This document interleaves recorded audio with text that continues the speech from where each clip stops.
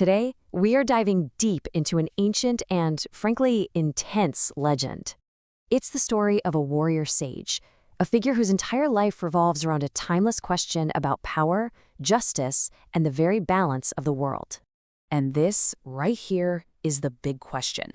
What happens when the people who have all the power forget why they have it? It's a question that you see pop up all throughout history. And trust me, the legend of Parashurāma gives one of the most dramatic answers you will ever find.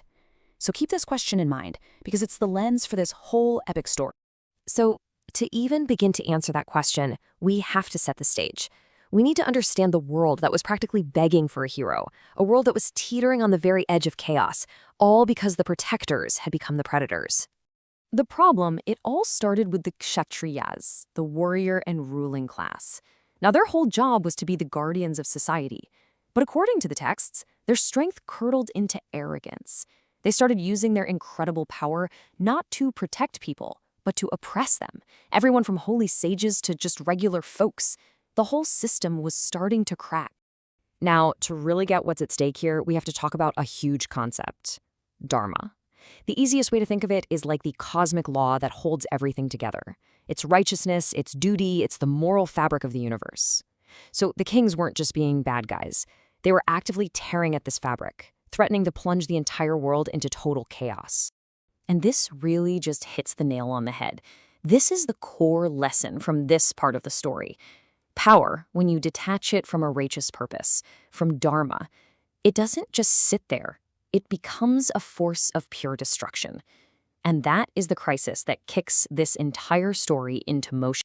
Okay, so you've got a world spiraling out of control. A powerful response was needed, obviously. And the solution, as it so often does in these tales, doesn't begin in some grand palace. Nope, it begins in a place of deep, profound peace.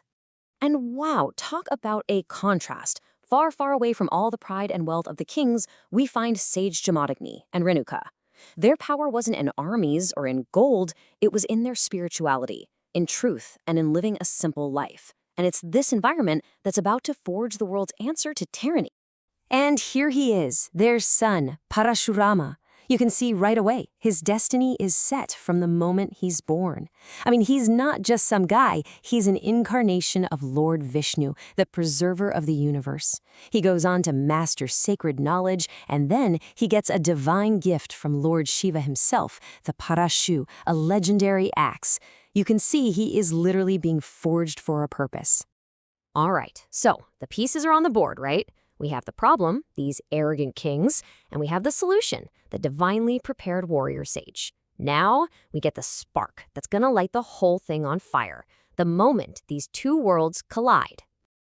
I mean, just look at this. You can see these two worlds are on a collision course. On one side, you have the sage's world, built on inner strength and truth. And on the other, you have King Kartavirya, who is basically the poster boy for immense physical power that's been corrupted by pure arrogance and greed. A clash was absolutely inevitable. And here it is, the act that kicks it all off. The king, with his 1,000 arms, doesn't attack another kingdom. He attacks a peaceful, spiritual retreat. And he doesn't just steal some random animal. He steals a sacred, wish-granting cow. This isn't an act of war. This is an act of total disrespect. It's an act of adharma, the exact opposite of righteousness. The king's arrogance completely shatters the peace. But if you think that was bad, what comes next crosses a line that can never, ever be uncrossed. This is where the story turns from a crime into a true tragedy, and it sets the stage for a legendary, terrifying retribution. This is the point of no return. The kings come back, and they murder Parashurāma's father, a defenseless sage. By doing this, they haven't just committed a murder. They've attacked the very root of Dharma, the spiritual guides of their entire society. And the source material is crystal clear on what happens when you do something like this. This isn't just a crime. It is an act of adharma so profound, so deep, that it has basically summoned its own destruction. The cosmic balance has to be restored, and a terrible, terrible price is about to be paid. So what is that terrible price? Well, the answer is tied to a single number: 21.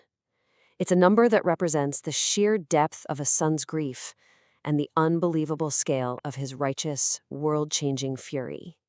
When he finds his father, he makes a vow. And it's not a vow of simple revenge, oh no.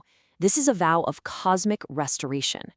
He sees the entire warrior class as corrupt beyond saving, and he takes it upon himself to cleanse the earth of their injustice. Not once, but 21 times over. Now you'd think a vow that massive, that violent, would just completely consume a person, right? But the story doesn't end with war. The conclusion is what really shows us the true purpose of Parashurāma's mission. This sequence of events, this is everything. It tells you all you need to know about his character. After he fulfills this terrifying vow, what does he do? Does he crown himself king of the world? No. He gives away all the land he's conquered and goes right back to the life of a sage. His goal was never about personal power. It was always about restoring balance.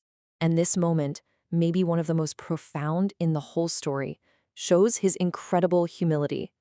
Much later, he meets Rama, who is another incarnation of Vishnu, and Parashurāma understands that his time as the main divine force is over. He doesn't fight it. He doesn't cling to his power or his axe. He recognizes that a new era of Dharma has begun, and he just steps aside, peacefully. And this right here really reveals the ultimate lesson of his life. His whole life was a cycle. Born in peace, driven to war because of injustice, and ultimately choosing to return to peace once the mission was done. The violence was only ever a tool for him. It was never the goal. So, after all that, the rage, the axe, the restoration, what are we supposed to take away from this epic, violent, and ultimately profound story? Well, the legend of Parashurāma isn't just some cool tale about a warrior. It's a deep meditation on the real nature of power and responsibility. When you boil it all down, the core messages are pretty clear. Use your strength not for yourself, but to protect what is right. Channel your anger with wisdom. Don't just let it run wild. And maybe most important of all, understand that all power, no matter how great, has to answer to a higher truth. And that true victory, that's knowing when it's time to lay your weapons down. And that brings us all the way back to the beginning, doesn't it? Parashurāma's strength was a divine axe. But you know, we all have our own forms of strength. Our voice, our skills, our influence.